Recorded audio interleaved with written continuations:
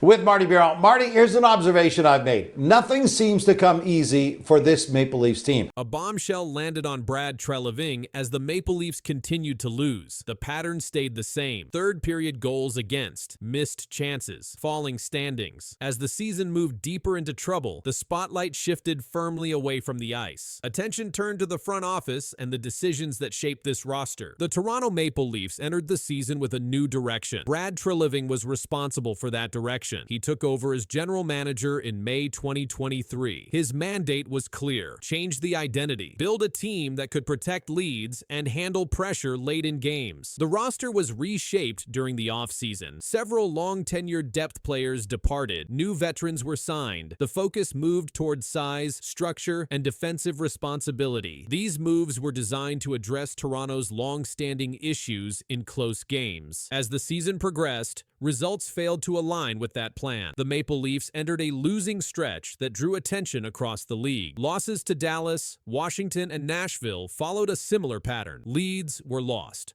Third periods unraveled. Points slipped away. Against the Dallas Stars, Toronto lost 5-1. The Stars scored 4 goals in the third period. The Maple Leafs' only goal came shorthanded. They failed to score at even strength or on the power play. That loss extended Toronto's struggles late in games. 2 nights later, the Maple Leafs were shut out 4-0 by the Washington Capitals. It was Toronto's first shutout loss of the season. The Leafs recorded 22 shots on goal and failed to score. Washington converted its chances. Toronto left the ice without points. The following game against the Nashville Predators produced a similar outcome. Toronto held leads earlier in the game. Nashville scored 3 times in the third period. Steven Stamkos added an empty net goal late. The Predators won 5-3. These losses pushed Toronto down the Atlantic Division standings. At the same time, rival teams gained points. The margin for error narrowed quickly. The roster was built to manage exactly these situations. It was constructed to close games. Instead, the Maple Leafs struggled most when protecting leads. This disconnect placed focus on roster construction. One of Treliving's most significant decisions was the hiring of Craig Berube as head coach. Berube was brought in to enforce structure and accountability. His coaching style emphasized defensive discipline and physical play. The hire aligned with the roster changes made during the offseason. After the shutout loss to Washington, Berube addressed the team with a short and direct message. The message reinforced performance expectations. It followed a game where Toronto failed to score and struggled to generate sustained pressure. At the same time, pressure increased on the team's top players. Auston Matthews returned earlier in the season after missing time with a lower body injury. His offensive numbers remained below his previous standards. Matthews addressed the team's mindset after the loss to Nashville. He said, "I think mentally we're fine." He also said the process was better and that the team played with good energy. His comments focused on execution rather than results. Those remarks redirected attention towards system fit. If effort was present, structure and results became the focal point. That structure traced back to roster decisions. Defensive performance also drew scrutiny. The Leafs were built to be harder to play against. During recent games, defensive lapses occurred late. Coverage broke down in high-pressure moments. In the Dallas loss, 4 third-period goals ended the contest. In the Nashville loss, multiple breakdowns shifted momentum. These sequences became recurring themes. The Maple Leafs' struggles were not limited to one game or one opponent. The pattern repeated across multiple nights. This consistency placed increased focus on organizational decisions. Ownership did not release public statements during this stretch. However, league observers noted that accountability discussions moved upward. The conversation expanded beyond individual performances. Treliving did not announce roster changes following the losing streak. The coaching staff remained unchanged. The plan stayed in place. The Maple Leafs' recent stretch became defined by late-game results. Third periods determined outcomes. The team lost multiple games after holding leads. These facts framed the bombshell moment. The focus shifted away from player execution alone. Attention centered on front office accountability. Brad Treliving's commitment to his roster vision became the defining storyline. The season continued. Losses accumulated. The plan remained unchanged. This script documents verified game results results, standings movement, coaching decisions, and post-game statements reported by established news outlets during the Maple Leafs' recent losing stretch. Lineup shifts under pressure, and what comes next could change how the Leafs survive this stretch. The warning signs appeared during the game against the San Jose Sharks. Oliver Ekman-Larsson left the ice in the third period after his left ankle bent awkwardly during a play behind the net. He did not return. Teammates helped him off the ice. The Maple Leafs confirmed after the game that Ekman-Larsson would be evaluated further, with no immediate timeline announced. Before leaving the game, Ekman-Larsson had logged under 14 minutes of ice time. At that point in the season, he had already recorded 4 goals and 16 assists in 29 games. That total placed him among the top-scoring defensemen on the Toronto roster. His exit immediately reduced the team's available defensive options during the final stretch of the game. Head coach Craig Berube addressed the injury following the matchup. He said the team would need more information before making any decisions. No confirmation was given on whether Ekman-Larsson would travel with the team or miss upcoming games. The uncertainty added pressure to a defense group that was already stretched thin. The timing made the situation more serious. Chris Tanev had already been out since early November due to a head and neck injury. Brandon Carlo had undergone lower body surgery and was ruled out for several weeks. Dakota Mermis was also sidelined with a knee injury. With Ekman-Larsson leaving mid-game, Toronto was suddenly without multiple regular defensemen at the same time. While the defense absorbed another blow, the goaltending situation brought more bad news. Joseph Woll was placed on injured reserve with a lower body injury. The move was made retroactive to December 4th. Woll had exited a previous game against Carolina after 2 periods and did not return. The team confirmed he would not be available for the immediate schedule ahead. In response, Toronto recalled goaltender Artur Akhtiamov from the AHL's Toronto Marlies. The move came as Anthony Stolarz was also unavailable due to injury. That left Dennis Hildeby carrying the workload in net. Hildeby stepped in during Woll's absence and recorded 33 saves in a shootout loss to Montreal. He later earned his first NHL shutout with 29 saves against Tampa Bay. These developments forced the Maple Leafs into constant adjustments. Defensive pairings changed, goaltender roles shifted, and with no clear return dates for multiple players, the team entered its next stretch without stability. What happens next depends on evaluations, roster decisions, and how long this injury list continues to grow. The pressure did not stop at the blue line or in the crease. The injury situation began to affect how the Maple Leafs managed games, shifts, and matchups. With multiple regular defensemen unavailable, Toronto relied on depth players to fill roles normally handled by veterans. Those players were asked to take on extended minutes against top opposing lines, changing the structure of each period. Reuters confirmed that Hildeby stopped 29 shots to record his first NHL shutout in a 2-0 win over the Lightning. That performance followed a shootout loss to Montreal, where he made 33 saves. Those games took place while Woll remained unavailable, and Akhtiamov served as insurance on the roster. The injury list created uncertainty heading into upcoming matchups. Sportsnet reported that Woll was not expected to play in the next game against Edmonton. That decision removed the possibility of a quick return and confirmed that Toronto would continue with an altered goaltending plan. At the same time, Ekman-Larsson's status remained unclear. Sportsnet reported that early evaluations suggested the injury might not be as serious as first feared, but no confirmation was provided. The team waited for further testing before determining whether he could return to practice or game action. Craig Berube acknowledged that the team had to manage day-to-day decisions based on health updates. Roster moves, recalls, and lineup changes became necessary as the season continued. Each update carried weight because of how many players were already sidelined. As the Maple Leafs moved forward, the situation stayed fluid. Injuries affected both ends of the ice. Depth players stayed in critical roles. And every evaluation, every practice decision, and every game lineup carried added importance as Toronto tried to hold position while waiting for clarity that still had not arrived. Well, it definitely does give the team confidence for sure, and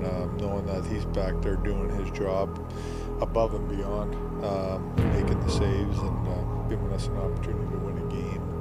Kind of like just rubs, it just goes down the team and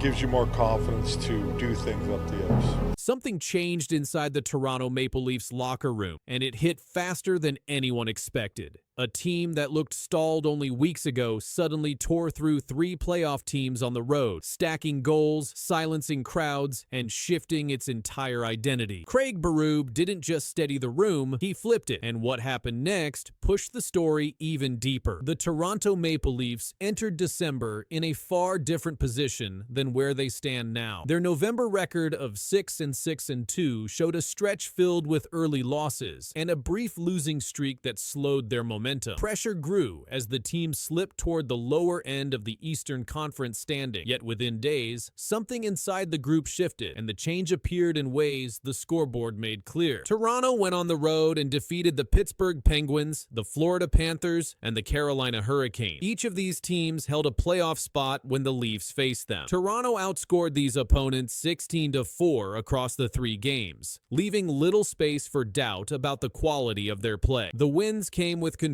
in all 3 zones, and they came fast enough to mark a visible break from the previous month. A photograph from Raleigh showed Austin Matthews celebrating a goal in the second period at Lenovo Center. The credit line stated, "James Galori Imagine Images," and the moment reflected how key players contributed to the shift. The reporting noted that Austin Matthews, William Nylander, John Tavares, among others, all are helping the cause, and those names stayed active across each matchup. Their presence supported the team's broader turnaround during this stretch. Craig Berube's impact appeared across several layers of play. The coverage stated that Toronto beat these opponents in good fashion with no sweat by it nor any kind of nervousness, and that reflected the confidence building inside the lineup. The team won puck battles, generated clutch scoring, and created stronger power play and penalty kill sequences. These developments supported the factual description that the last few games for Toronto have gone about as well as they and head coach Berube could have hoped for. The 3-game performance aligned with another line from the report. The last 3 games for the Maple Leafs have shown the full team effort that they had been hoping to show since the season's beginning. That sentence captured the measurable improvement across the group. Toronto opened December 2-0, and early season concerns shifted as the wins continued to grow, leaving more focus on what these results might lead to next. Craig Berube's structure carried into the story as well. The coverage noted that he is turning things around for this team, tying the coaching approach to the improved results. The team displayed steadier spacing and more synchronized defensive support. These facts came from descriptions inside the articles and aligned with the documented results rather than interpretation. Each game in the streak showed clearer alignment between roster roles and on-ice decisions, reflecting the system Berube set in place. The reporting also emphasized the timing of the shift. It stated, "It took a bit for this to all be figured out for them, but it seems like it all came together now." This detail marked how long the process lasted before the streak formed. It also connected the early season challenges to the more structured play shown in December. Toronto's ability to generate consistent scoring, limit goals against, and perform effectively against playoff teams built factual support for the idea that their season had entered a new phase. The Maple Leafs' location in the standings added tension to the moment. The article pointed out they were towards the bottom of the Eastern Conference standings, making each point gained during the streak significant. The reporting added, "If they can keep putting together complete performances like the last 3 games, watch out for them." That line reflected a factual statement from the article, and it captured the attention surrounding what the team might produce next as their schedule continued. And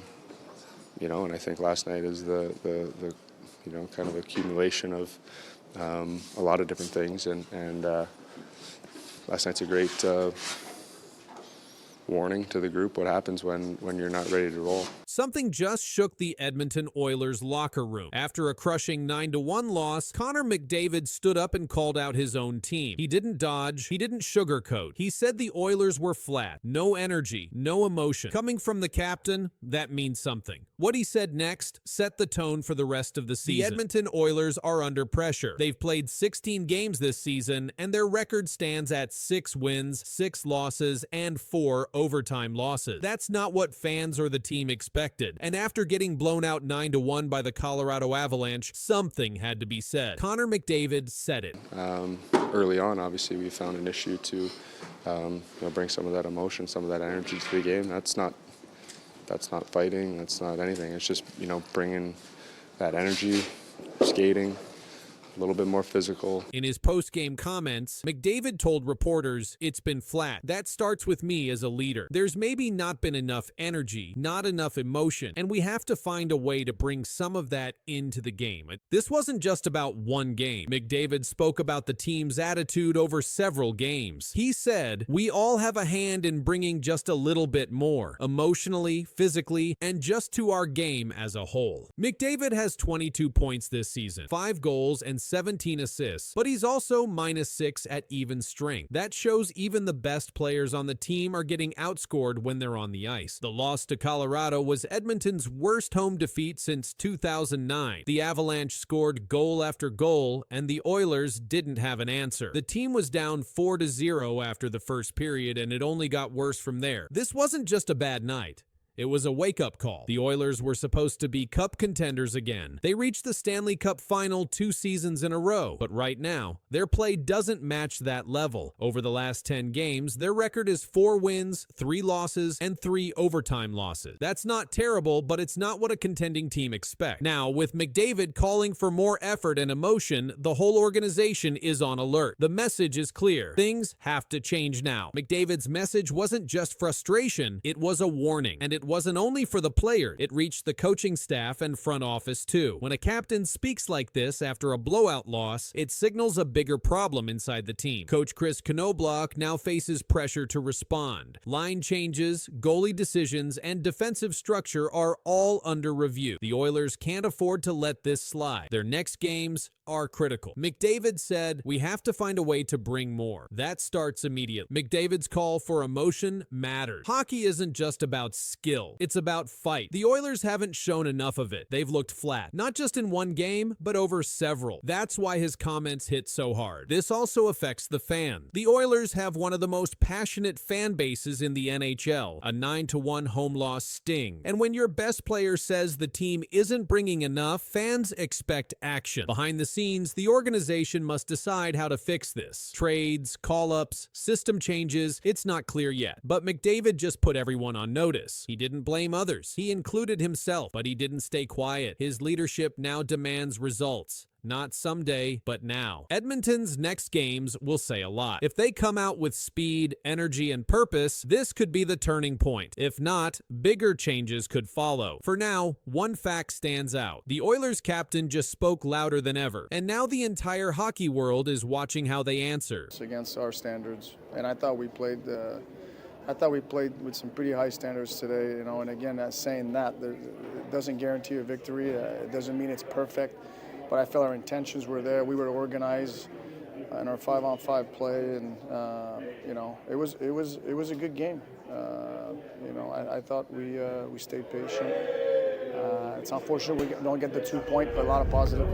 Martin St. Louis made a shocking announcement to the Montreal Canadiens on November 8, 2025. The goaltending controversy exploded 24 hours earlier when Jakub Dobes cried after losing. His veteran Samuel Montembeault ranked 2nd worst in the NHL statistically. St. Louis canceled practice immediately. He called Dobes into his office. The decision he revealed would alter everything. Dobes stopped 24 of 28 shots in the 4-3 overtime defeat. His record dropped to 6-0-1. The loss came when Jesper Bratt scored 93 seconds into overtime with a backhand shot through the 5-hole. Dobes took full responsibility for the team's first overtime loss of the season. "We played good enough to win, just not good enough from my side," Dobes told reporters after the game. "I don't know, just really hard. This is a tough one. Just sucks. It happened last year. It happened this year. Lose to those guys in OT. So just disappointed in myself. That's pretty much it." The emotional display shocked media members present. NHL.com reporter Mike Morial witnessed the scene firsthand. "Don't know if I've ever seen this before, but MTL rookie goalie Jakub Dobes, who entered this game 6-0-0, was literally in tears, blaming himself for the Canadiens' loss." Morial posted on social media, "We, the media, tried to console him, telling him to keep his head up. Kid is putting so much pressure on himself." Martin St. Louis addressed the situation during his press conference. "Everybody handles situations differently, and He took it hard, St. Louis said. It's probably a big reason why he's at this level. He's probably demanding of himself. We'll talk to Dobes. He's played really well for us. Teammates rushed to defend their goaltender. Defenseman Noah Dobson spoke with reporters after the game. Dobson said, "But it just shows the character and passion in this room. Everyone holds themselves to a high standard and wants to do what they can to help the team win. But we know in the room he's been a backbone for us this year, so there's no need for him to do that and put it on himself." This situation placed St. Louis in a difficult position.